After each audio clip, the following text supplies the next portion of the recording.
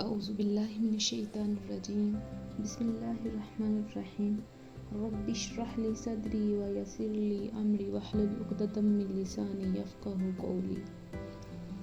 سیرت مصطفیٰ صلی اللہ علیہ وآلہ وسلم، روشنی کا سفر۔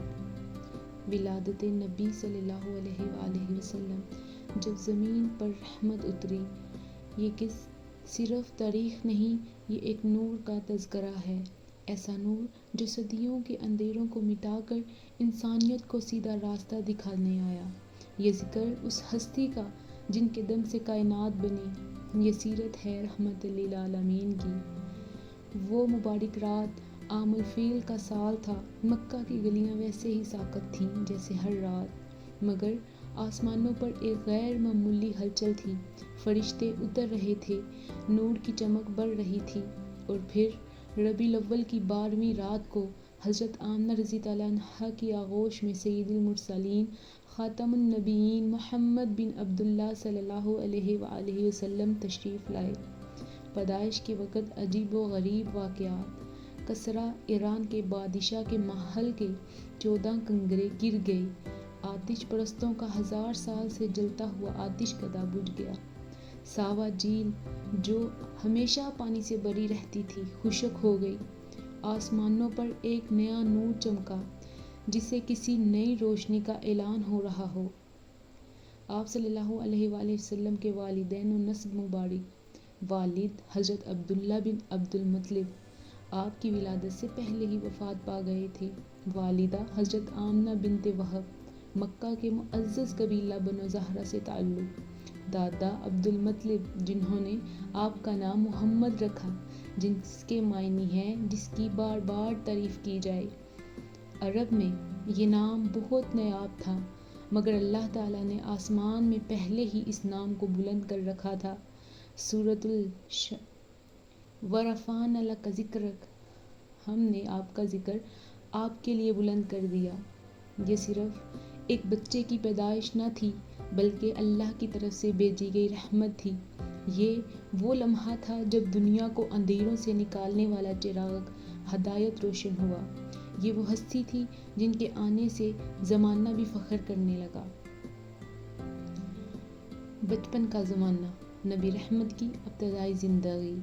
یتیمی کی چادر مگر نور کا سایہ۔ ہمارے پیارے نبی حضرت محمد صلی اللہ علیہ وآلہ وسلم ابھی دنیا میں چند مہینے کے ہی ہوئے تھے کہ ان کی والدہ ماجدہ حضرت آمنہ رضی اللہ عنہا بھی اس دنیا سے پردہ فرما گئیں۔ اب صرف چھوٹی سی عمر میں نبی پاک صلی اللہ علیہ وآلہ وسلم یتیم بھی تھے اور ماں کے سائے سے محروم، مگر یہ بچپن کوئی عام بچپن نہ تھا۔ رب نے اپنے نبی صلی اللہ علیہ وآلہ وسلم کی حفاظت فرمائی، ہر موڑ پر ان کی زندگی کو سنوارا، کیونکہ اللہ تعالیٰ نے انہیں کائنات کے لیے رحمت بنایا تھا۔ پہلا سایہ دادا عبد المطلب۔ حضرت آمنہ کی وفات کے بعد آپ صلی اللہ علیہ وآلہ وسلم کی پرورش کا ذمہ دادا عبد المطلب نے لے لیا۔ آپ سے آپ کے دادا بہت محبت کرتے تھے۔ کعبہ کے صحن میں بیٹھتے تو اپنے پاس نبی پاک صلی اللہ علیہ وآلہ وسلم کو خاص عزت سے بٹھاتے، لیکن صرف 2 سال بعد آپ کے دادا بھی دنیا سے چلے گئے۔ پھر سہارا بنے چاچا ابو طالب۔ اب آپ صلی اللہ علیہ وآلہ وسلم کی کفالت کا ذمہ چاچا ابو طالب نے اٹھایا۔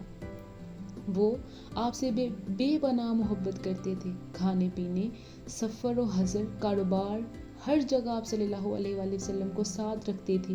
انہوں نے نبی پاک صلی اللہ علیہ وآلہ وسلم کا بچپن یوں سنوارا جیسے کوئی قیمتی خزانہ حفاظت میں رکھتا ہے۔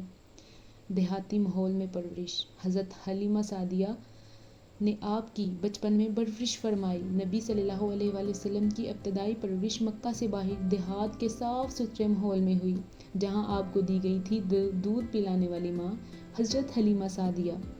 ان کے گھر میں آپ کی آمد کے بعد خشک زمینوں پر سبزہ اگایا، بکریاں دودھ بھر گئیں، ہوائیں نرم ہو گئیں، بارشیں برسنے لگیں۔ یہ سب حضرت محمد صلی اللہ علیہ وسلم کی نور کی برکت تھی۔ بچپن کی جھلکیاں۔ آپ صلی اللہ علیہ وسلم کی بچپن کی جھلکیاں: ہمیشہ سچ بولنا، غصہ نہ کرنا، یتیم بچوں سے پیار کرنا، کسی کو تکلیف نہ دینا، کبھی جھوٹ نہ بولنا، کبھی چوری نہ کرنا۔ سب کہتے یہ بچہ کچھ خاص ہے۔ نبی پاک صلی اللہ علیہ وآلہ وسلم کی بچپن کی عظمت کی گواہی قرآن میں ہے۔ سورۃ الضحیٰ آیت نمبر 6: الم یجدک یتیما فآویٰ، کیا اس نے تمہیں یتیم نہیں پایا تو پناہ نہ دی۔ آج کا سبق: نبی صلی اللہ علیہ وآلہ وسلم بچپن سے ہی یتیم تھے، لیکن انہوں نے کبھی شکوہ نہ کیا۔ ہمیں بھی سیکھنا چاہیے صبر، شکر، سچائی اور سادگی۔ یہی نبی کریم صلی اللہ علیہ وآلہ وسلم بچپن کا پیغام ہے۔ انشاءاللہ ملتے ہیں اگلی قسط میں۔ جوانی کا دور، نوجوانی کا دور، صادق اور امین کی پہچان۔ اللہ حافظ۔